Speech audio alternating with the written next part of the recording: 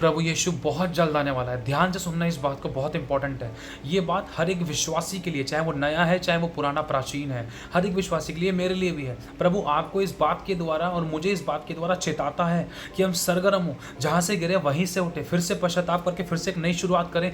वो दौड़ दौड़ें जिसमें हम प्रभु से इनाम पाएँ, वो मुकुट पाएँ, वो ताज पाएँ, वो ब्लेसिंग पाएँ, और हम अपनी दौड़ मसीह में पूरी करें। मेरे भाई और बहनों, प्रभु चाहता है कि हम परमेश्वर के सम्मुख उस तरीके से खड़े हो सके ताकि जब प्रभु के सामने हम जाएं तो प्रभु को हम पर हियाव हो, वाह मेरे बेटी, वाह मेरी बेटी, तूने अपने विश्वास की अच्छी कुश्ती लड़ी, आ मेरे पिता के राज्य में सहभागी हो जा। प्रभु के वचन में लिखा है वो दिन चोर के समान आने वाला है। प्रभु के वचन में लिखा है कि जागते रहो कि तुम परीक्षा में ना पढ़ो, और प्रभु के वचन में ये भी लिखा है कि समय को बहुमूल्य जानो। अब एक बहुत महत्वपूर्ण बात आपकी और मेरे बीच में आ खड़ी हुई थी जिसको हमें समझना है, जिसके द्वारा हमें पता चलेगा कि हम कहाँ काम कर रहे हैं, कैसे काम कर रहे हैं, जिसके कारण इस जो अभी वीडियो है, इस वीडियो के द्वारा हम ये सीख पाएंगे कि अभी थोड़ी देर हमें रुक कर इस बात के बारे में सोचना चाहिए।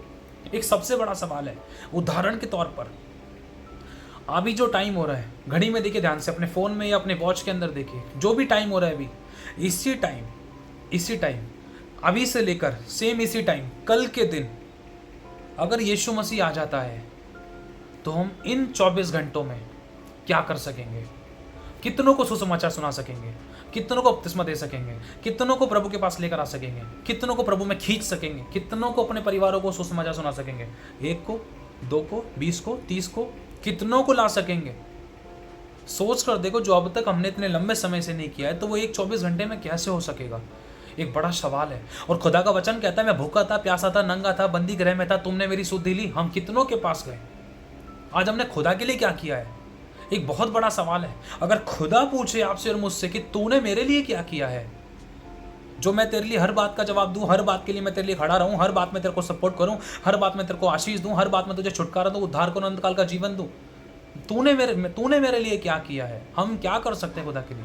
हमने कई बार कोशिश तक नहीं की है। वो तो कोशिश पर भी आशीष देता है। हालेलुया। सोच कर देखो, अभी सिर्फ 24 घंटे की बात हुई है, हम कितनों को बता लेंगे, कितनों को बचा लेंगे, हम कितना अपने आप को पश्चाताप करके खुदा के सामने ले आएंगे। 2-3 कितने घंटे तो इंसान खुद ही अपने आप को प्रभु के सामने रो रो कर गुजार सकता था।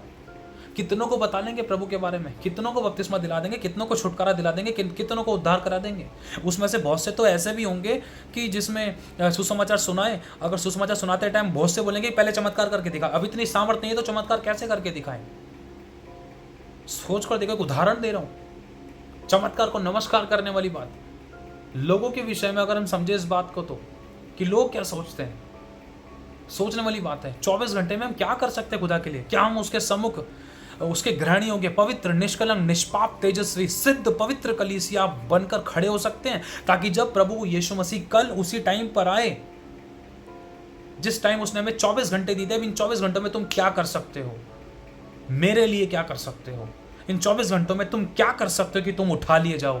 हम ऐसा क्या कर सकते हैं? एक बहुत बड़ा सवाल है। अब अभी अगर हम सोच के देखें तो कितनों को हमने माफ नहीं किया है, कितनों पर हमने दया नहीं करी, कितनों पर हमने अनुग्रह नहीं किया, कितनों को हमने ब्लॉक कर दिया, कठोर बन गए, और कितनों के हम ठोकर बन गए। कितनों के बारे में सोच कर देखो। प्रभु ने कहा, जिस मनुष्य को तुमने देखा नहीं, जिस मनुष्य को तुम देखते हो, यदि तुमने उससे प्रेम नहीं किया तो जिस परमेश्वर को तुमने भी देखा ही नहीं है तो उससे कैसे प्रेम कर सकोगे? जुबान ही से नहीं, और अपने कामों के द्वारा भी परमेश्वर के प्रेम को प्रकट करो। सच में कोई भी परफेक्ट नहीं है, लेकिन ये बात आपके और मेरे दिल को हिलाती है।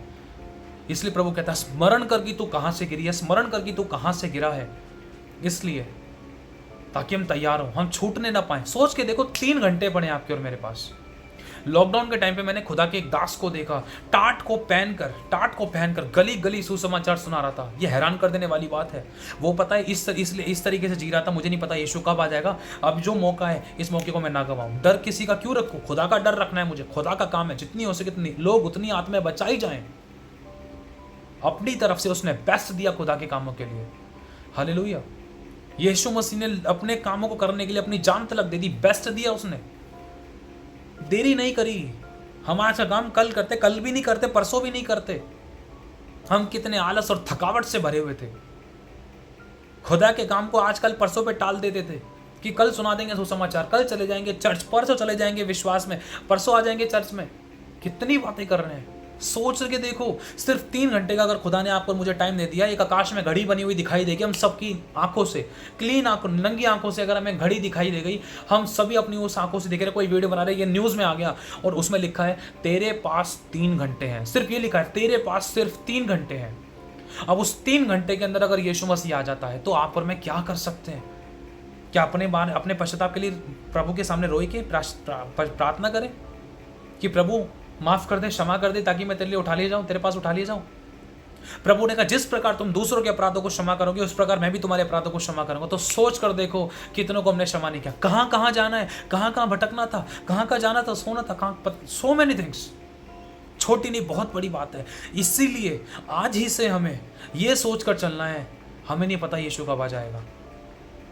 हमें एक बात हमेशा सोचकर चलनी है मेरे भाई और बहनों, ये बात मेरे लिए भी, आप सभी के लिए, ये वार्निंग मेरे लिए पहले भी थी, ये वार्निंग मेरे लिए है, आपके लिए भी है, हम सब विश्वासियों के लिए है। ये पवित्र शास्त्र आज हम धन्य में सिखाने वाले मिले हैं, शिक्षक मिले हैं, प्रचारक मिले हैं, विश्वासी मिले हैं और प्रभु की संगतियां होती हैं, हम धन्य हैं। क्योंकि एक समय ऐसा लिखा है आमोस की पुस्तक में, शायद पता नहीं कौन सा अध्याय था, चौथा या पांचवा अध्याय था, शायद पता नहीं छठा था, चौथा पांचवा शायद, उसमें लिखा है एक देखो, देखने वाला मोमेंट है, देखो ऐसा समय आने वाला है कि लोगों के अंदर अन्न और रोटी की भूख और प्यास नहीं की, वरन वचनों की ही भूख और प्यास होगी। और वो समुद्र से समुद्र तक, पूर्व से पश्चिम तक मारे मारे फिरेंगे परंतु उसको ना पाएंगे, मोर्चा खाकर गिर जाएंगे। सोच कर देखो, हम धन्य कि हमारे पास पवित्र शास्त्र है, हमारे पास समय है कि बाइबल पढ़ें, वचन सुने, वचन सीखे, वचन सिखाएं, प्रचार करें। मौके इतना खतरनाक सताव आज नहीं हुआ है, आज ऐसा मोमेंट नहीं है कि बंदा झट से ही खड़े होकर काट मारकर खत्म कर दे बंदे को, नहीं, अभी तक इतना खतरनाक विरोध नहीं आया है। और परमेश्वर ने हमें संभाल कर रखा है, ये मौके हमारे पास है। पवित्र बाइबल हम फोनों में भी पढ़ सकते हैं, हमें नहीं पता फोनों के अंदर इंटरनेट कब तक है, या ये बाइबल्स कब तक है, हमारे पास नहीं पता, हमें नहीं पता प्रचारक कब तक है, हमें नहीं पता हमारे पास ये वचन की शिक्षा कब तक है। लेकिन लिखा है एक जगह ऐसा कि वो समय आते हैं, समुद्र से समुद्र तक, पूर्व से पश्चिम तक मारे मारे फिरेंगे परंतु उसको ना पाएंगे। खुदा बचाए ऐसे दिनों से हम सभी मनुष्यों को, ऐसे कभी कोई दिन देखने ना पाए खुदा, उससे पहले हम तेरे पास सब उठा लिए जाए। हालेलुया, आमीन। ये समझने की जरूरत है। अगर हमारे पास 3 घंटे खुदा ने आपको और मुझे दिए हैं, कितनों को बपतिस्मा देंगे, कितनों को विश्वास में ले आएंगे, कितनों को उद्धार करा देंगे, कितनों को मन फिराव के लिए हम प्रभु के निकट लेकर आएंगे, कितने लोग पश्चाताप करेंगे, कितने लोग प्रभु में बने रहेंगे, कितने लोग इस बात पर विश्वास करेंगे कि हमारे पास 3 घंटे हैं, इस 3 घंटे में प्रभु के पास आ जाओ, मन फिरा लो, पापों से तौबा करो, गलतियों को मानो, सभी को अपने हृदय से माफ कर दो, अपने मन में सब प्रकार का मैल और गंदगी को निकाल दो और सभी को प्रभु के प्रेम से, प्रेम के अलावा कभी किसी और बात में कभी किसी के कर्जदार मत रहो। सोच कर देखो, हालेलुया। कितनों को सुसमाचार सुना सके कि हम, समझ लो, अगर हम अपने हृदय से प्रभु के सामने ये भी बोल देना, प्रभु अब तक मैंने अगर किसी के प्रति कठोरता रखी तो मैं दिल से सबको क्षमा करती हूँ, प्रभु वो भी सुनेगा। लेकिन एक फिर भी सोचने वाली बात है, अगर हम बोले प्रभु मैं दिल से उन सबको माफ़ करता हूँ, अपने जीवन में से कठोरता थी जो किसी भाई बहन व्यक्ति, पति पत्नी व्यक्ति, वस्तु प्राणी के मनुष्य में, किसी के भी विषय में, प्रभु मैं दिल से सबको क्षमा करती हूँ, माफ़ करती हूँ, पूरे हृदय से माफ़ करती हूँ। अगर वो कभी मिले दिखे तो मैं तेरे कामों के द्वारा, अपने गुणों, तेरे गुणों के द्वारा, अपने कामों के द्वारा मैं तेरे प्रेम को प्रकट कर सकूँ, मैं कर सकूँ उस भाई के प्रति, उस बहन के प्रति। मुझ पर दया कर, मैं दिल से सब कुछ माफ़ करता हूँ। समझ रहे आप लोग, बहुत ज़रूरी है। प्रभु आपको मुझे इस एरिया में करेक्ट करना चाहता है। अगर उदाहरण है ये सब, ये सिर्फ उदाहरण है आपको मुझे जगाने के लिए। हम दौड़ में दौड़े जा रहे थे अपनी दौड़ में, कोई कुछ कर रहा है, कोई कुछ कर रहा है, प्रॉब्लम नहीं है इन बातों से, लेकिन अभी नहीं है, लेकिन समझने की ज़रूरत है, आगे ना हो। हालेलुया। प्रभु के वचन में लिखा है, प्रकाशित वाक्य 1 अध्याय में, शायद उसकी 13वीं 14वीं पता नहीं कौन सी आयत है, लिखा है कि देखो वो यीशु बादलों के साथ बादलों पर आने वाला है, हर एक आंख उसको देखेगी, जिन्होंने उसे बेदा था वो भी उसे देखेंगे, और उसके कारण सारे कुलों के लोग छाती पीटेंगे। उसके कारण, क्यों? कौन से लोग थे छाती पीटने वाले? ये वो थे जिन्होंने प्रभु पर विश्वास नहीं किया, ये वो थे जिन्होंने सुसमाचार को ठुकरा दिया और प्रभु में कभी आए नहीं। तीसरा, ये वो लोग थे जिन्होंने खुदा को जानकर खुदा से दूर चले गए और देवताओं के आगे घुटने टिका दिए और देवताओं को अपना सब कुछ मानने लगे, प्रभु की तरफ पीठ कर ली। और एक तरफ इसमें वो लोग भी थे जिन्होंने यीशु को बेदा था। एक टाइम जब यीशु का समय था, यीशु के टाइम पर जिन लोगों ने यीशु को बेदा था, जिस प्रकार से वो धनवान व्यक्ति की आंखें अधलोक में खुली थी और अधलोक से उसने आंखें उठाकर देखा था ऊपर, इसलिए लिखा है, अगर आसान शब्दों में समझे तो इस बात को, हर एक आंख उसको देखेगी। जो अधोलोक में थे शैतान देखेगा, और वो आत्माएं देखेंगी जिन्होंने यीशु को सताया था। वो आत्माएं देखेंगी जिन्होंने यीशु को बेदा था। वो आत्मा देखेगी जिन्होंने यीशु को बेदा था। वो आत्माएं देखेंगी जिन्होंने यीशु के वचन का, सुसमाचार का प्रचार का इनकार किया, उसको यीशु को त्याग दिया, यीशु के साथ दुर्व्यवहार किया। और दूसरा, और शैतान देखेगा और स्वर्गदूत देखेंगे, और खुदा तो जानता ही है कुछ गिने चुने 4 प्रकार के लोग हैं। और मनुष्य जो इस धरती पर थे वो छाती पीट रहे थे, अरे हमने क्यों नहीं विश्वास किया, हमने क्यों नहीं पश्चाताप किया, इस बहन ने तो बताया था, ये तो बहन उठा ली गई, अरे मैं क्या करूं, वचन दे दो, मेरे को प्रचार करना है, उद्धार पाना है, बपतिस्मा दे दो, कोई दे दो। छाती पीटने वाली बात, ध्यान से समझना, बहुत खतरनाक मोमेंट है, कभी किसी के साथ ना होने पाए। खुदा सभी को बचा। और जो आत्मा नरक में थी उन पर भी अपनी दया को प्रकट कर परमेश्वर, हम तो ये दुआ कर सकते हैं। ये बहुत खतरनाक मोमेंट है हम सभी के लिए, और जिस पर खुदा दया करना चाहे वो उस पर दया कर सकता है। वो पल भर में किसी को भी क्षमा कर सकता है, पल भर में कुछ भी कर सकता है। लेकिन बात यह है, जो अपने अपराधों को छिपा रखता है उसका काम सफल नहीं होता, वरन जो उनको मान लेता है और छोड़ भी देता है उस पर दया की जाएगी।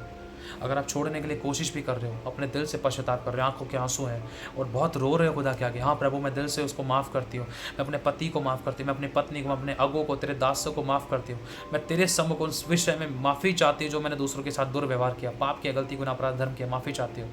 अगर आपको वो लोग मिलते हैं, अगर वो आपको समझ से, वो वचन को जानने वाले लोग हैं, और प्रभु को अगर नहीं भी जानते, अगर आपको मौका मिल रहा है तो आप उनके सामने नम्र और दीन भी बन सकते हैं कि हाँ सॉरी दीदी, सॉरी भैया, सॉरी पापा, sorry mummy, sorry aunty, sorry brother, sorry sister, कुछ भी गलती होगी मेरी तरफ से, अगर तेरे को कभी हर्ट हो तो दिल से सॉरी। एक सॉरी आपके लिए रास्ता खोल देगा खुदा का, अनंत जीवन का, समझ रहे हो। और वो आपका सॉरी ना उस सामने वाले इंसान को बदलने की सामर्थ्य रखता है। यार तूने सॉरी बोल दिया, गलती तो मेरी थी, तू सॉरी क्यों बोल दिया। आपका सॉरी, आपका झुकना, आपका नम्र और दीनता सामने वाले के सर पर अंगारों का ढेर लगा देगा। और उस व्यवहार को दिखाने के द्वारा, उस प्रेम को दिखाने के द्वारा, प्रभु के गुणों को प्रकट करने के द्वारा सामने वाला विश्वास में आएगा और उद्धार पाएगा, अनंत जीवन पाएगा। हालेलुया। अब तक कोई भी गलती होगी, कोई बात नहीं। देखो इन सब बातों में मैं भी परफेक्ट नहीं हूँ, ये मुझे भी सोचने पर मजबूर करती है ये बात। प्रभु अगर तुम मुझसे कह रहा है कि मैं 3 घंटे में आने वाला हूँ तो सच में मैं क्या करूँगा। ये मत समझना मैं बहुत बुद्धिमान ज्ञानी समझदार इंसान हूँ। समझ लो मूर्खों से परमेश्वर अपनी, मूर्खों को चुना कि बुद्धिमानों को शर्मिंदा करें। मैं तो कुछ भी नहीं था जब मैं 6ठी 7वीं में था लगभग, मैं लोहा तांबा पीतल मिलने वाला इंसान था। एक टाइम पे मेरी याददाश्त चली गई थी। एक टाइम पे मेरे शब्द ऐसे थे कि मेरा ठट्टा करते थे लोग, मजाक उड़ाते थे, मेरा नादर कहते थे, मेरे को पता नहीं क्या क्या कहते थे मेरी बुद्धि के बारे में, हंसते थे लोग मेरी बातों पर, ऐसे मेरी बात के हाथ पैर नहीं होते थे। मैं सच बता रहा हूँ आपको, मेरे साथ बीती है, खुदा इस बात को जानता है। मैं जानता हूँ कि परमेश्वर ने मुझे कहाँ से उठाया है, और मेरी कोई अच्छी योग्यता नहीं, कोई अच्छी बात, कोई अच्छी वस्तु, कोई अच्छी योग्यता नहीं मेरे अंदर कि मैं कुछ खुदा के बिना मैं कुछ कर सकूँ। ऐसा मेरे पास कुछ भी नहीं है जो मैंने बिना खुदा के पाया है।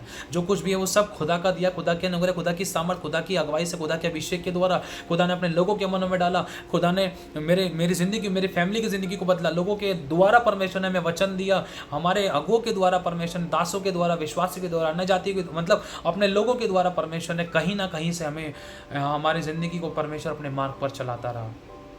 भले ही हम उसकी बात डायरेक्टली नहीं सुन सके, लेकिन प्रभु किसी न किसी द्वारा, किसी न किसी तरीके से, चाहे कोई सताव था, चाहे कोई कठोरता थी, चाहे कोई विरोधी था, हमें अपने मार्ग पर लेकर चलता रहा।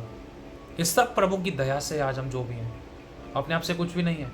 हालेलुया। इसलिए अपने आप को नम्र और दीन करते हुए फिर से एक नई शुरुआत करनी और सोचना है, प्रभु मैं तेरे लिए क्या कर सकता हूँ। अब तक मैंने कितने लोगों को सुसमाचार सुना है, कितनों को बपतिस्मा दिलाया या कितनों को बपतिस्मा दिया है, या कितने लोग अब तक मेरे द्वारा प्रभु तुझ में विश्वास में आए हैं। सोचने वाली बात है। अगर अब तक नहीं हुआ तो सरगर्मी से प्रभु के सामने भूख और प्यास से मांगे, और छोटे छोटे उपवास रखे, चाहे आधे आधे घंटे, 1 घंटे का रखे उपवास की, खुदा मैं तुझे वो तेरे सम्मुख वो काम करूं कि जब तू आए तो मैं भी तेरे सामने एक पवित्र दुल्हन के रूप में तेरे लिए तैयार हूँ, और दूसरों को भी तैयार करने के योग्य बनूं और तैयार कर सकूँ परमेश्वर, ताकि जब तू आए तो हम सभी को उठा ले जाए। आमीन, हालेलुया। प्रभु आशीष आप सभी को जय मसीह की। God bless you all. प्रभु मौका देता है, लिखा है मेरे आने में इसलिए देर होती है ताकि सबको मन फिराव का अवसर मिले, ताकि सब मन फिराएं और अनंत जीवन पाएं। प्रभु नहीं चाहता कि कोई नाश हो। हालेलुया। उसने मौका दिया है, तभी तो आज इस वचन को आप और मैं सुन पाएँ। ये वीडियो आपके और मेरे करेक्शन के लिए, हमें सावधान करने के लिए, कि हम खुद भी बचें और को बचाने वाले बने। आमीन। God bless you all. प्रभु सभी को बहुत आशीष है। Thank you Holi spirit. हाँ, हम अपने आप से कुछ नहीं कर सकते, जो हमें सामर्थ्य देता हम उसमें सब कुछ कर सकते हैं। आमीन। प्रभु सभी को आशीष है। यदि प्रभु आपको अगुवाई करता तो इस वीडियो को आगे शेयर भी कर सकते हैं, और जिन लोगों ने चैनल सब्सक्राइब नहीं किया, यदि प्रभु आपको अगुवाई करता है तो आप चैनल को सब्सक्राइब भी कर सकते हैं। God bless you all. प्रभु सभी को आशीष दे। Thank you Holi Spirit master.